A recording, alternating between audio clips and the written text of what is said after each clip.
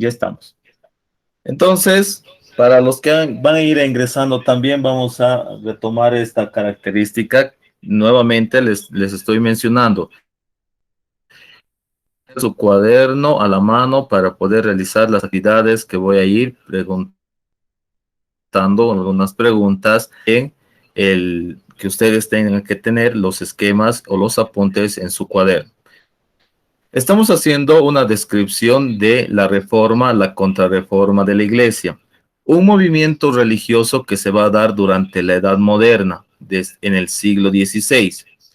La reforma de la iglesia, desde un punto de vista conceptual, así hemos iniciado hace un momento, es un movimiento religioso surgido en el siglo XVI, es decir, se va a enmarcar esta característica histórica desde el punto de vista religioso, se va a enmarcar en la Edad Moderna, porque sabemos que la Edad Moderna es un periodo histórico que se desarrolló desde el siglo XV hasta el siglo XVIII.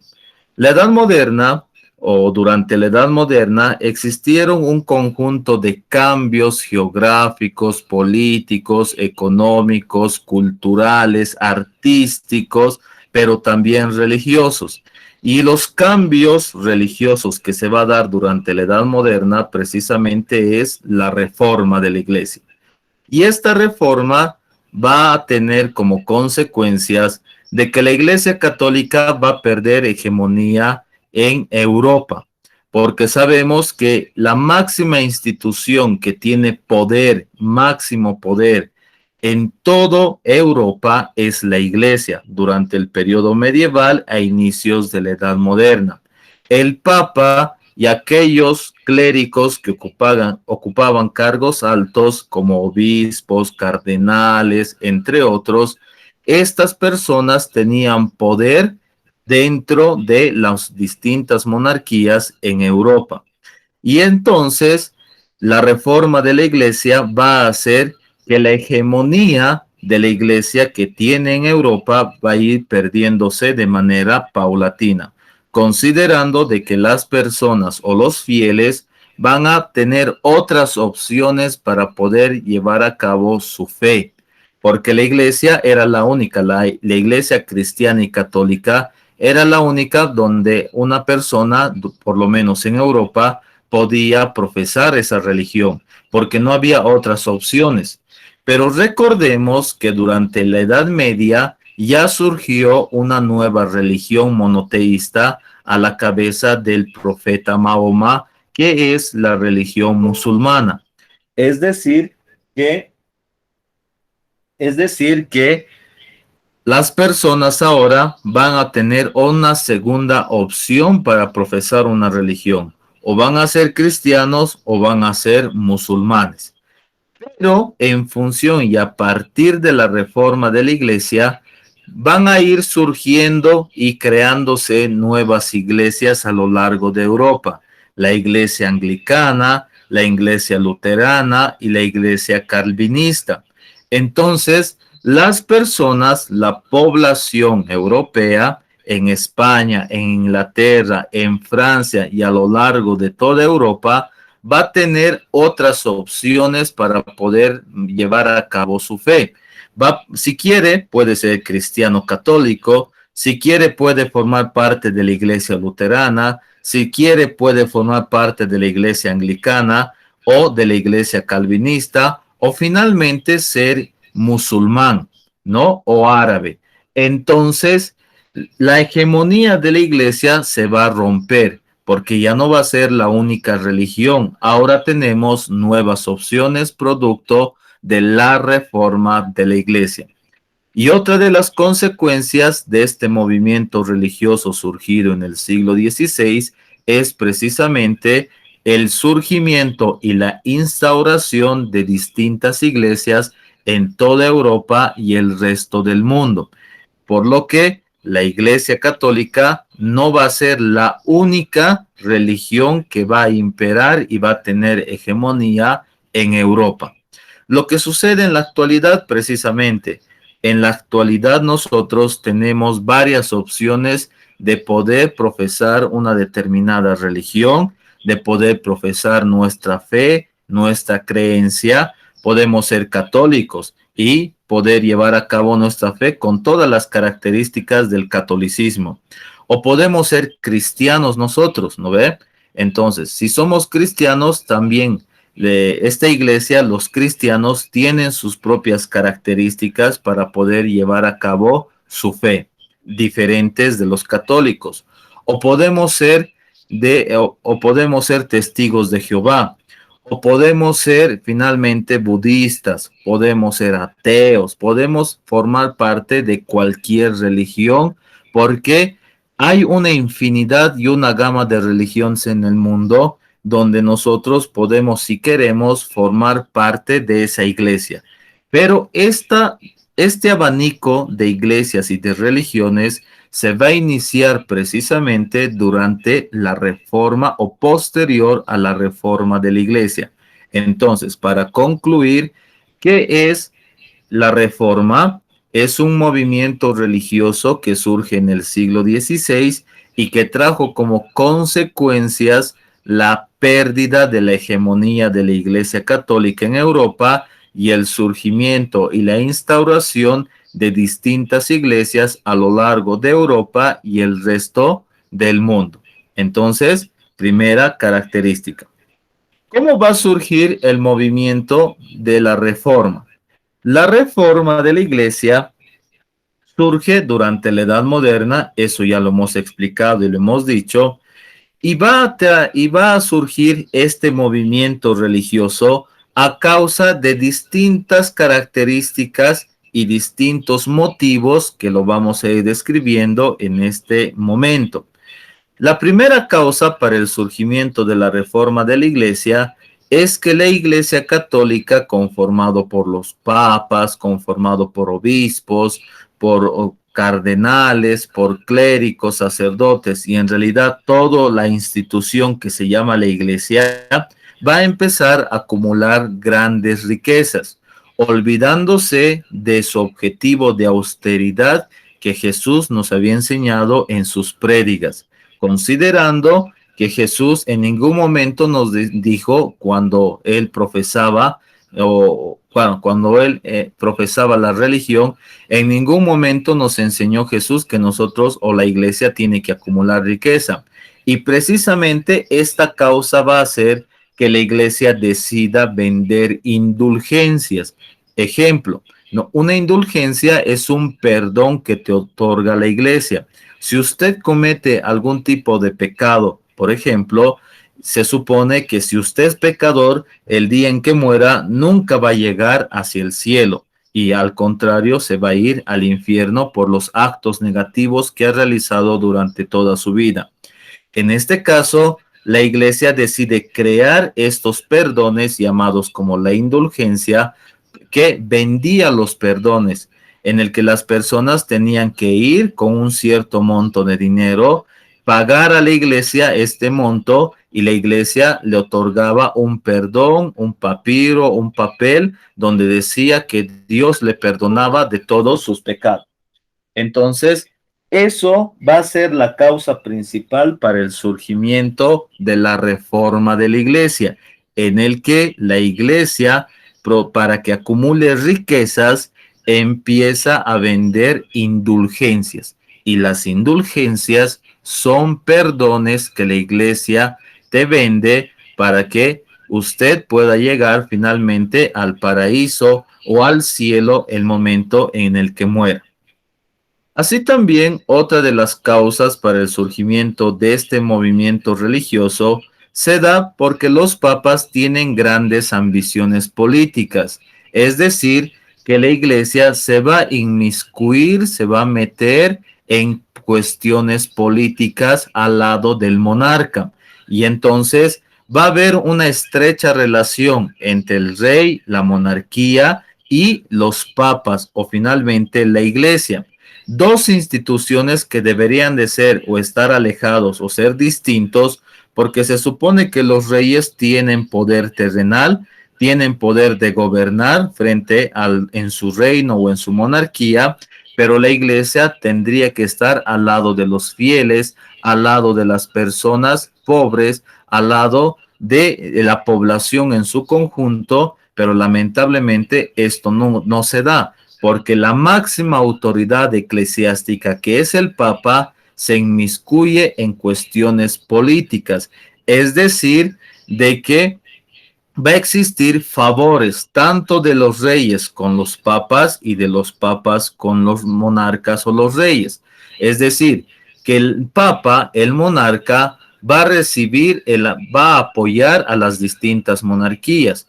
Y precisamente estas dos instituciones, el rey, los nobles, el clero, son aquellas personas que no pagan impuestos. Por tanto, va a existir una relación muy profunda entre el Papa y los distintos reyes o monarcas. Así también, la reforma de la iglesia va a traer como consecuencias el desarrollo de va a existir una crisis espiritual al interior de la iglesia, porque esta institución llamada iglesia va a ser incapaz de resolver las angustias religiosas de sus fieles.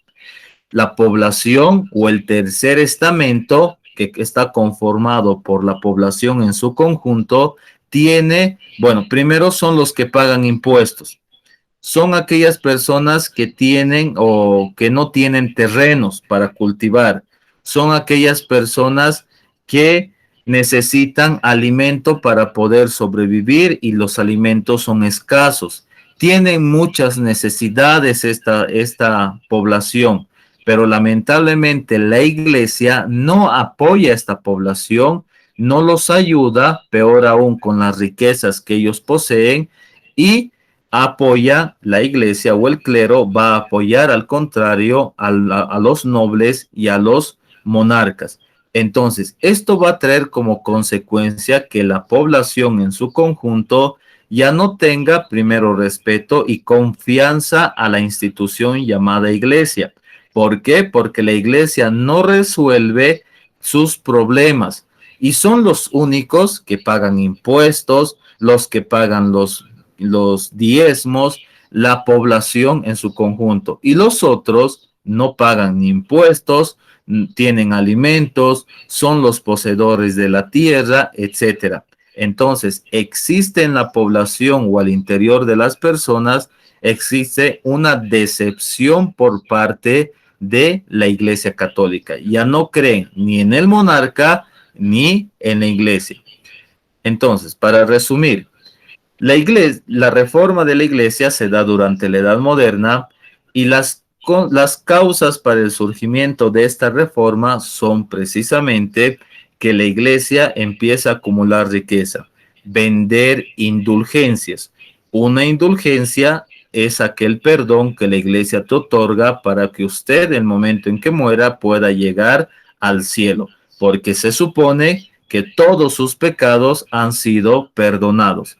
Así también el Papa tiene una relación muy estrecha con los distintos reyes o monarcas y por esta causa o razón no resuelven los problemas de la población o de sus fieles. Y producto de ello, la población, los fieles, ya no sienten ni confianza y se sienten decepcionados de su iglesia. Ya se han decepcionado del monarca, obviamente, porque el monarca les cobra impuestos, el monarca no les otorga territorios, el monarca no les da alimentos, pero entonces esta otra institución que debería de velar por los pobres, como lo enseñó Jesús, y tendrían que profesar la religión como lo hizo Jesús, no lo están haciendo. Entonces la población se siente decepcionado de su iglesia. Primera pregunta en su cuaderno y lo resuelven en este momento. En sus palabras, ¿qué es la reforma? Primera pregunta. Por debajo de sus apuntes, de lo que están tomando como esquemas o finalmente en general de sus apuntes, ustedes tienen que poner con un color diferente estas preguntas que estoy realizando e inmediatamente ustedes responden a estas preguntas. Y la primera pregunta es, en sus palabras, ¿qué es la reforma de la iglesia? Tienen 2 minutos para poder responder.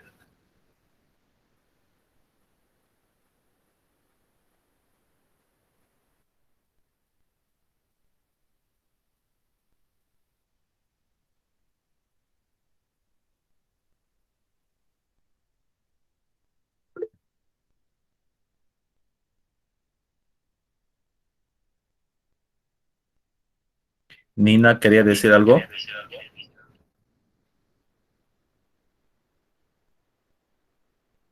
Profe, ¿estás mostrando algo ahí adelante? Porque yo no veo nada. Estamos mostrando las diapositivas. De mí no me aparece nada, profe. Profe, no está compartiendo pantalla. Sí, eso te quería preguntar si está compartiendo, porque no veo. Ahora recién.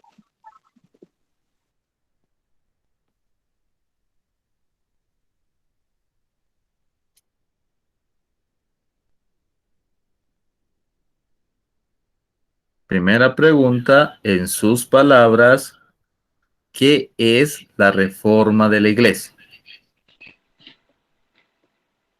Profe, y te vamos a responder así por audio o por qué?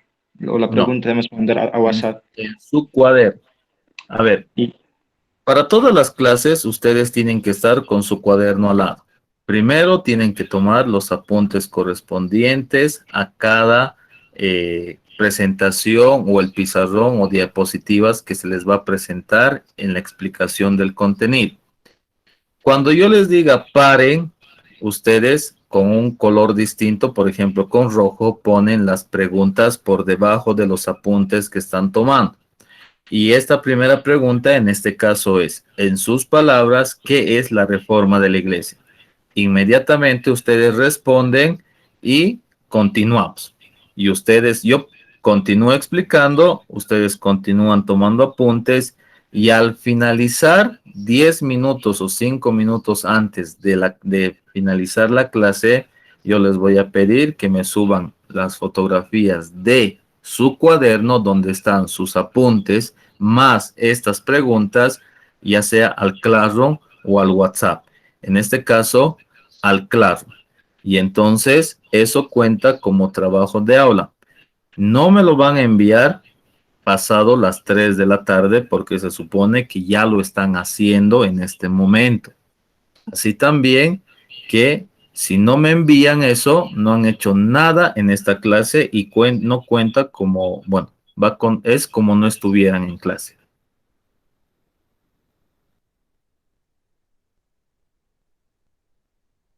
Continuamos entonces.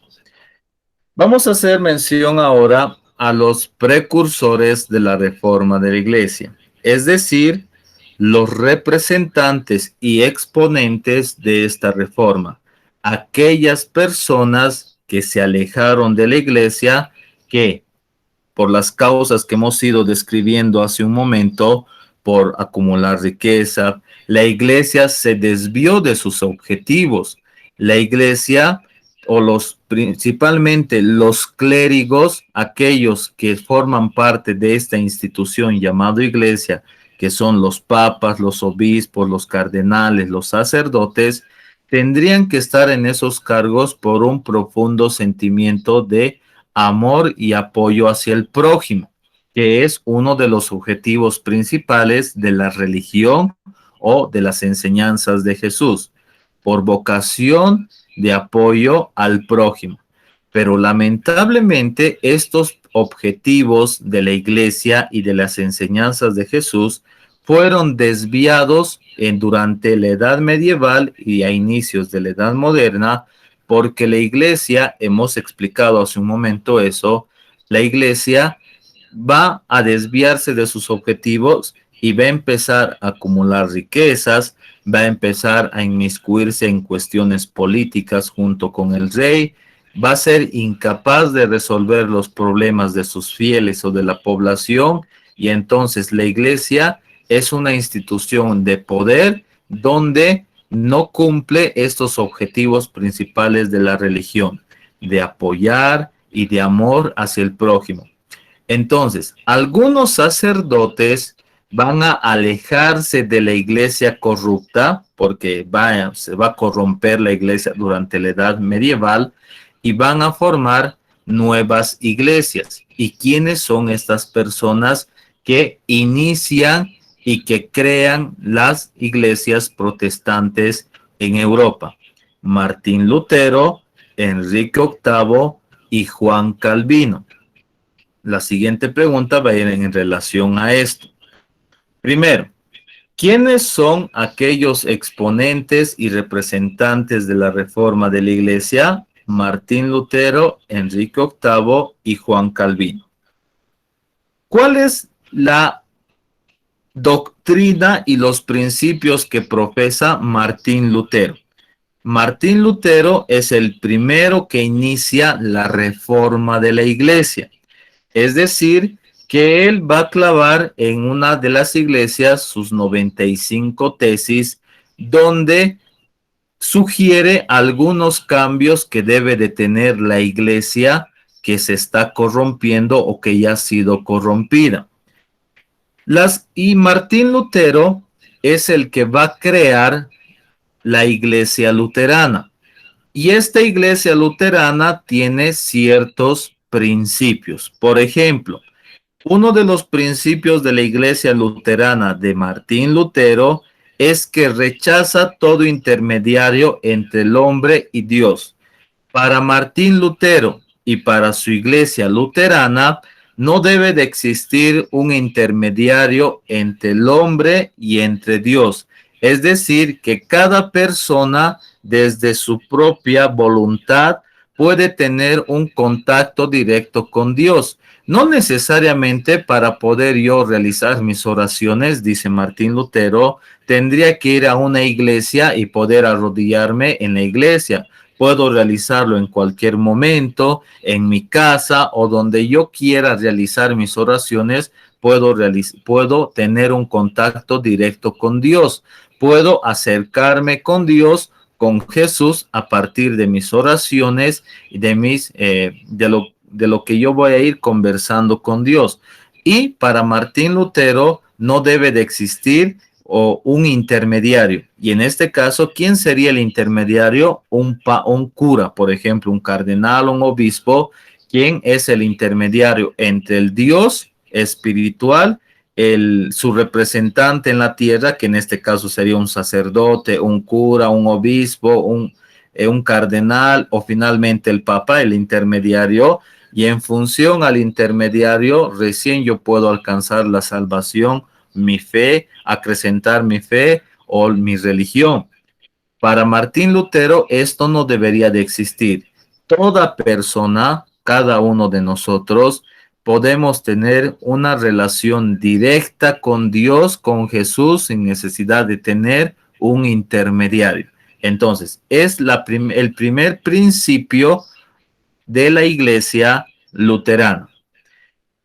Otro de los principios de la iglesia luterana es que solo va a reconocer Martín Lutero y su iglesia, solo va a reconocer dos sacramentos, el bautismo y la comunión.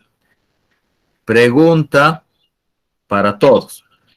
¿Cuántos sacramentos nos enseñan en la actualidad?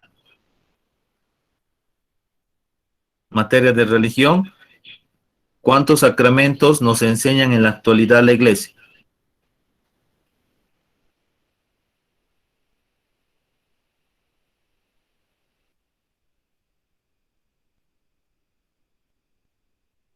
¿Cuántos sacramentos existen?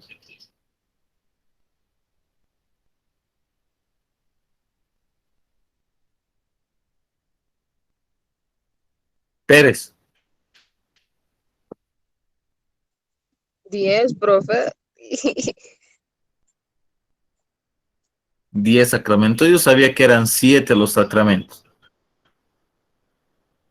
Voy a hablar con su profesora de religión.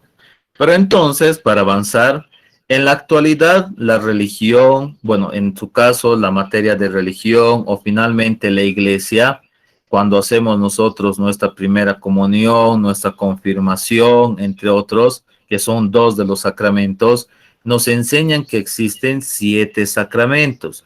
Para Martín Lutero o su iglesia, que es una de las iglesias protestantes, solo enseñan 2 sacramentos. El bautismo, que es nuestra iniciación a nuestra fe con el bautismo y para ingresar al rebaño de la religión o de la fe.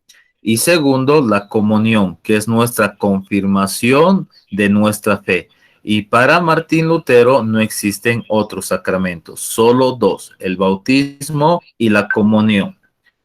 Tercer principio de la iglesia luterana. Suprime el culto a la Virgen y a los santos, así como la creencia en el purgatorio.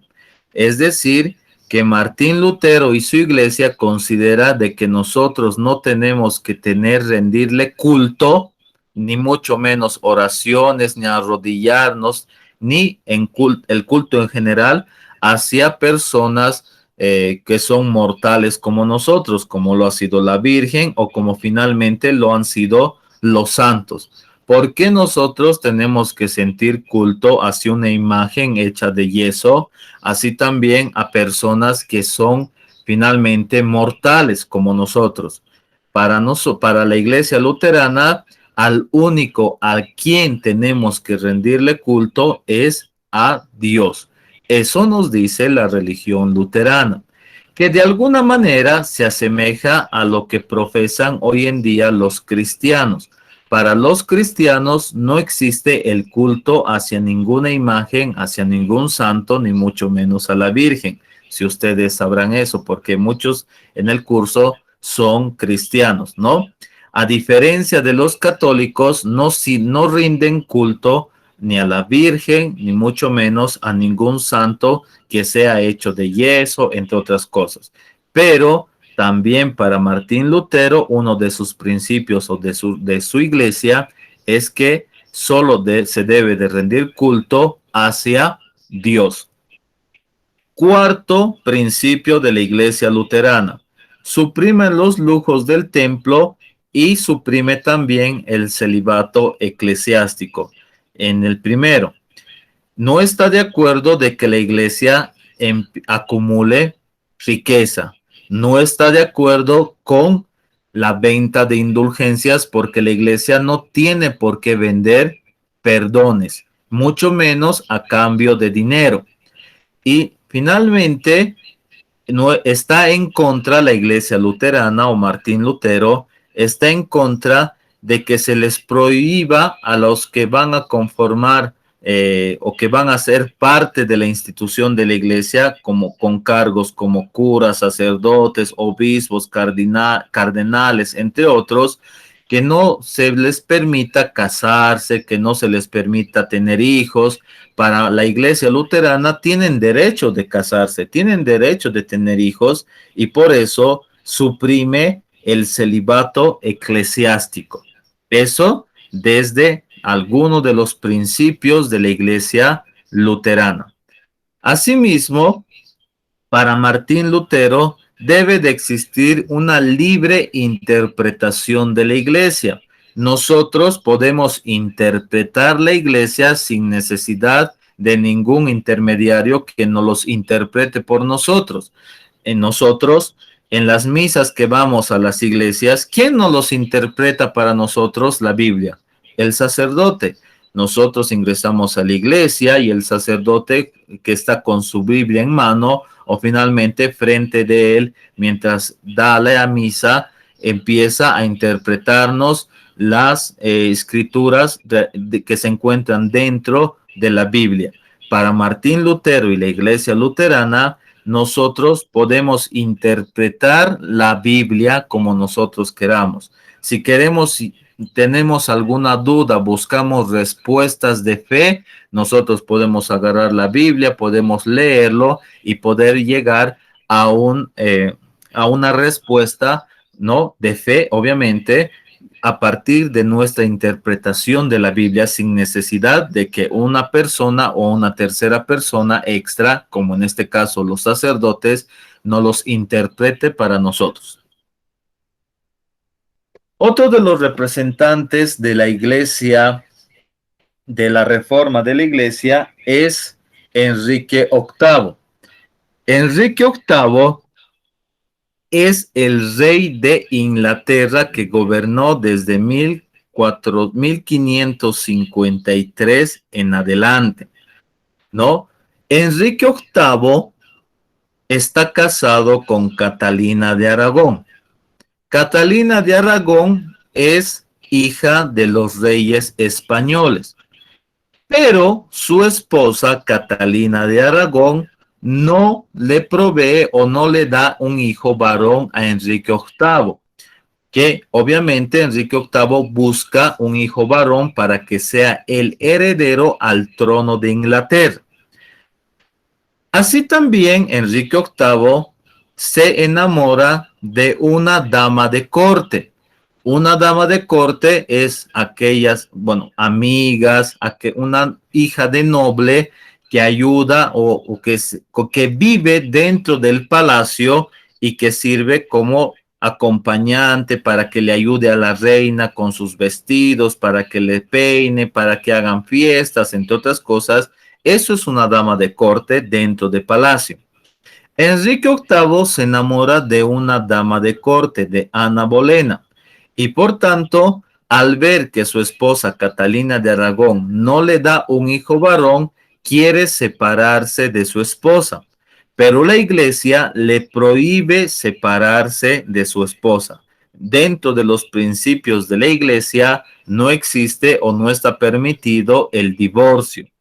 Entonces, en vista de ello, Enrique VIII, que es el rey de Inglaterra, decide expulsar a la iglesia cristiana y católica de Inglaterra y él crea una nueva religión de tipo protestante. La religión que es creada por Enrique VIII es la iglesia anglicana. Y entonces todas las personas en Inglaterra deben de profesar la iglesia anglicana porque se vive en una monarquía absoluta. Y es cuando se es una monarquía absoluta, el rey es la nación misma y tiene poderes ilimitados. Si el rey es cristiano, todos tienen que ser cristianos. Si el rey cambia de religión, todos tienen que cambiar de religión. Eso es uno de los principios y características de una monarquía absoluta. En este caso, Enrique VIII decide expulsar a la iglesia cristiana. ¿Y por qué? Porque este no le permitió divorciarse de su esposa. Entonces, al expulsar a la iglesia, crea su nueva iglesia, la iglesia anglicana, y él va a ser el máximo representante de la iglesia en Inglaterra, como un papa también. Entonces, con esto, la iglesia anglicana va a permitir el divorcio. Enrique VIII se va a divorciar de Catalina de Aragón porque ya hay una nueva religión y se va a casar con Ana Bolena. Entonces, estas son las causas o antecedentes para el surgimiento de la iglesia anglicana en Inglaterra. Y por tanto, una gran parte de la población en Inglaterra se va a convertir del cristianismo al anglicanismo, porque Enrique VIII va a convertirse en en el máximo representante eclesiástico de la iglesia en Inglaterra.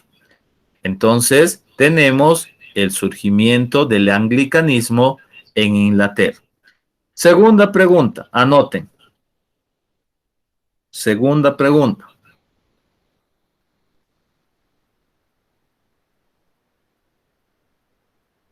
Mencione algunos principios de la iglesia luterana. Mencione algunos principios de la iglesia luterana.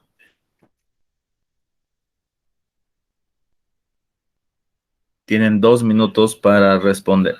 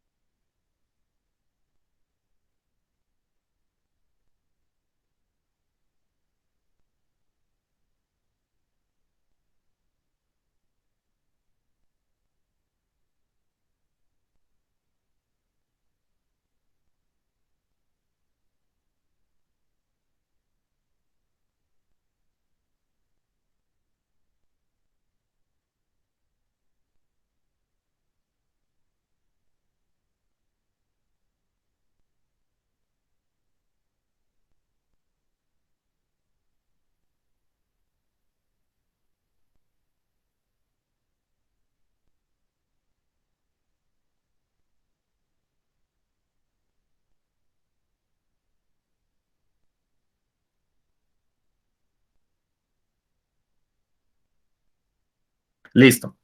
Entonces, otra de las características de Enrique VIII como representante de la reforma de la iglesia y uno de los creadores de la una de las iglesias protestantes, la anglicana, el anglicanismo también va a autorizar la traducción de la Biblia al inglés. Es decir, que la Biblia se encontraba en latín y por tanto los obispos, los cardenales, los sacerdotes sabían el latín y ellos nos los traducían en latín y como intermediarios o traducían la Biblia para nosotros y en las misas el sacerdote, entre otros que forman parte de esta institución de la iglesia, fungían como intermediarios de las Sagradas Escrituras. Pero Enrique VIII autoriza la traducción de la Biblia al inglés. Entonces, si se traduce la Biblia a la lengua de Inglaterra, todas las personas que gusten y quieran pueden interpretar la Biblia y finalmente llegar a una respuesta de fe en función a la lectura de la Biblia. ¿No? Otra de las características de Enrique VIII. Ya, hasta ahí vamos a quedar en esta clase.